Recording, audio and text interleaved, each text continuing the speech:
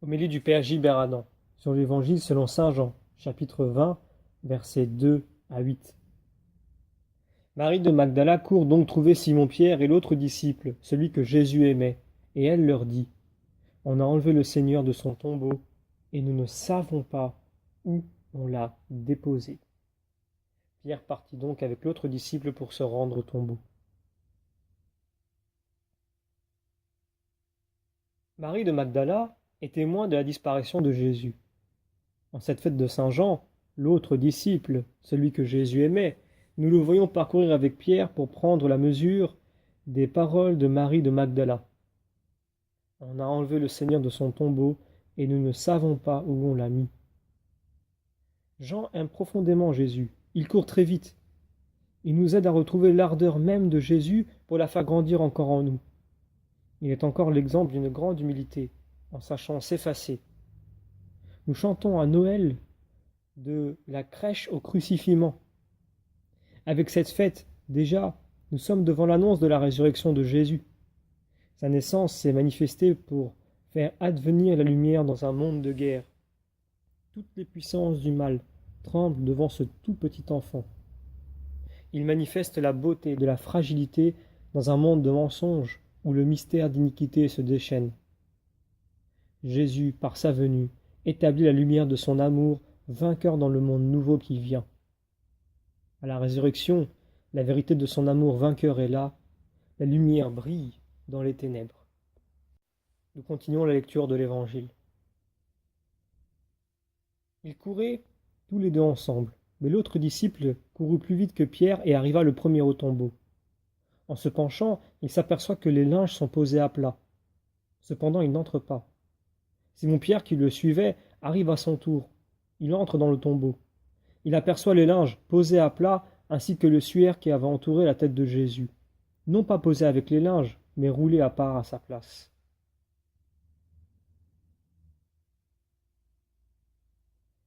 Celui qui court le plus vite attend Pierre pour entrer. Il s'efface devant lui.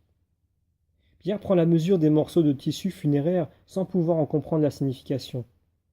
Deux tempéraments différents s'expriment. L'un plus intuitif et rapide, l'autre plus attentif aux détails qui repèrent le dispositif. Nous sommes encore dans la contemplation du mystère de Noël. Malgré l'hostilité du monde, Dieu vient chez les siens qui ne l'ont pas reçu. La croix en sera la manifestation la plus douloureuse. Nous demeurons avec l'apôtre Jean dans cet amour nouveau que Jésus est venu apporter. Avec Marie, nous avons reçu l'Esprit Saint pour vivre de ce nouvel amour. L'Esprit Saint a été répandu dans nos cœurs. L'apôtre Jean nous donnera la révélation ultime du mystère de Dieu.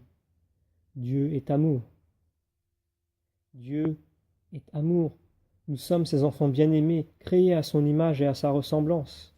Nous allons progressivement entrer dans le monde de l'amour.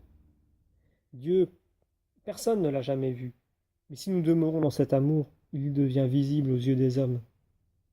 Si nous nous aimons les uns les autres, alors nous voyons Dieu dans la nuit de la foi. Nous terminons la lecture de l'Évangile. Simon-Pierre, qui le suivait, arrive à son tour. Il entre dans le tombeau. Il aperçoit les linges, posés à plat, ainsi que le suaire qui avait entouré la tête de Jésus, non pas posé avec les linges, mais roulé à part à sa place. C'est alors qu'entra l'autre disciple, lui qui était arrivé le premier au tombeau. Il vit et il crut. Arrivé au tombeau, Pierre est saisi par la disposition des linges. Jean entre à son tour. Il saisit en un instant la signification de cet événement. Il vit et il crut. C'est Pierre qui porte l'autorité. À partir de l'amour nouveau de Jésus, s'opère pour lui tout un discernement. Jean voit en profondeur la signification de la situation. Il a compris les paroles et l'intention de Jésus. Il demeure en relation avec Pierre dont il respecte la préséance. Sinon, sa compréhension du mystère ne vaudrait pas. Pierre et Jean se reconnaissent comme membres d'un même corps. Ils acceptent leurs différences. Ils font par là œuvre commune. Jean, tout au long de sa vie, est pleinement lui-même. Il sera respectueux des dons propres à chacun.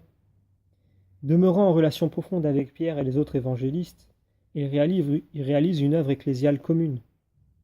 Ce grand mystère de l'incarnation, de la venue de Dieu dans la chair humaine, se prolonge dans le corps du Christ qui est l'Église. Avec le Christ, nous continuons l'œuvre d'amour de Dieu. Nous demandons la grâce d'être l'amour dans le cœur de l'Église.